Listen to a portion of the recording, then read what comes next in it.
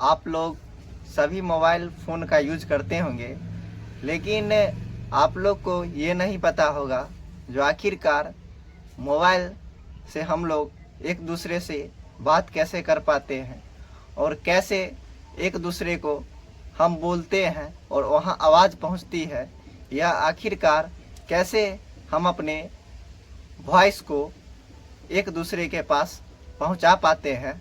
तो आइए हम लोग जानते हैं इसके बारे में। मोबाइल फ़ोन कम पावर या रेडियो सिग्नल को भेजने पर प्राप्त कार्य करता है। यह सिग्नल आमतौर मोबाइल फ़ोन बेस स्टेशन, समवर्वित ट्रांसमीटर एवं रिसीवर द्वारा उसके जुड़े एंटीना के माध्यम से भेजे गए प्राप्त सिग्नल होते हैं।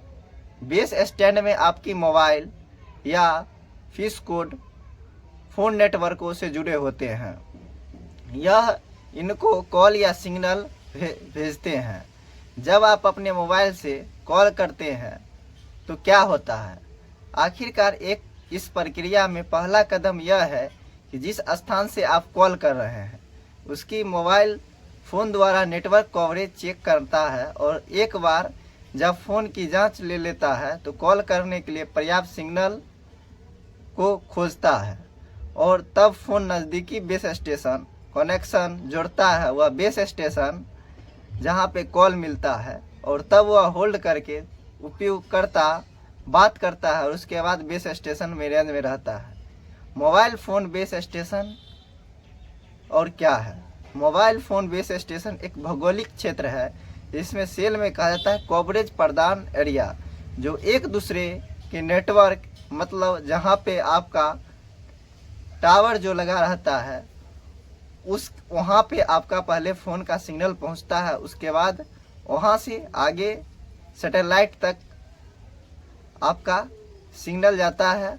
उसके बाद जो अगला व्यक्ति है कॉल कर रहा है उसको नियर बाय नेटवर्क एरिया पे जाता है, उसके बाद उनको कॉल लगता है। क्या आपको ये लंबी प्रोसेस नहीं लग रही है? तो भवन सेल क्षमता सेल किए जाने वाले संभाव्य कॉल किसी संख्या रेडियो आवृत्ति में किस बेस स्टेशन पे कार्य करेगा आदि शामिल है।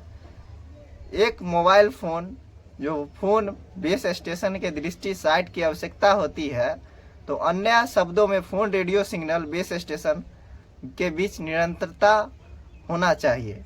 पहाड़ियों, पेड़, ऊंची इमारतें, लाइन ऑफ साइट यह सब बनाती है, इसलिए बेस स्टेशन अवस्थित ऐसी जगह पर चाहिए जहां पर अधिकतम कवरेज हो सके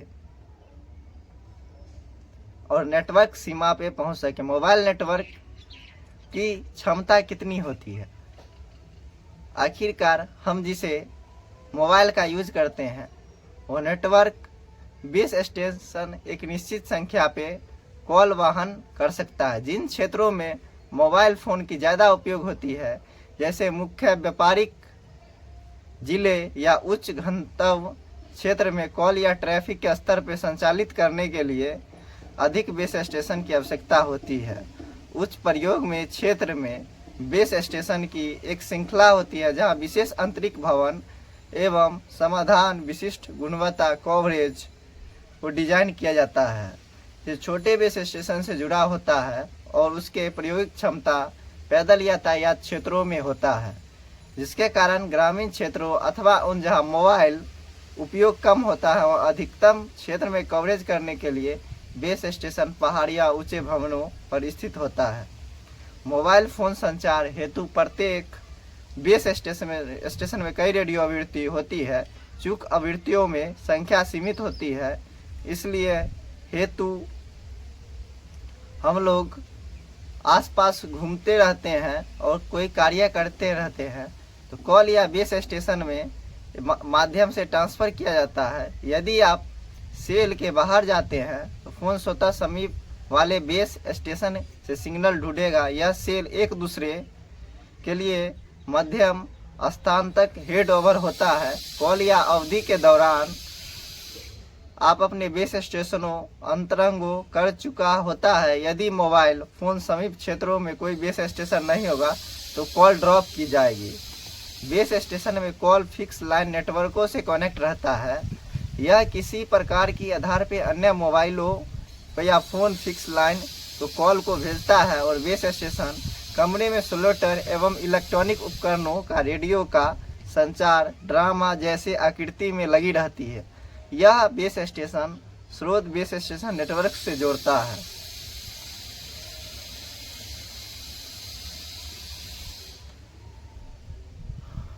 और आप लोग ये जानते होंगे 2G, 3G, 4G और हाल ही में 5G लॉन्च हुआ है।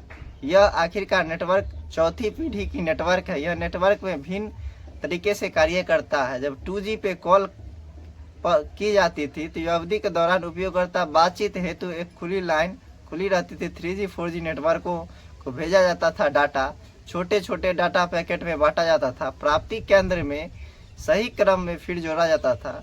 स्मार्ट एनकोडिंग द्वारा डाटा अधिक ज़्यादा प्रभावी ढंग से भेजा जा सकता था। अंतरिक्ष 3G हेडसेट का समय एक ज़्यादा बेस स्टेशन से जुड़ा हो सकता है। यह गुणवत्ता उन्नत संपादन के लिए कुछ लोग 3G, 4G मोबाइल बेसबैंड का क्रमिक विकास डायल अब ऐसी कोई असुविधा नहीं रही, जिसके कारण पहले खास दिक्कत होती थी हम लोग को सिग्नल को ट्रांसफ़र करने और डाटा को यूज करने में। लेकिन अब इतनी मात्रा में नेटवर्क और टावर की उपलब्ध है जो हम सारे नेटवर्क को यूज कर पाते हैं। तो आप उम्मीद करते होंगे जो आप लोग समझ गए होंगे अच्छे तरीके से।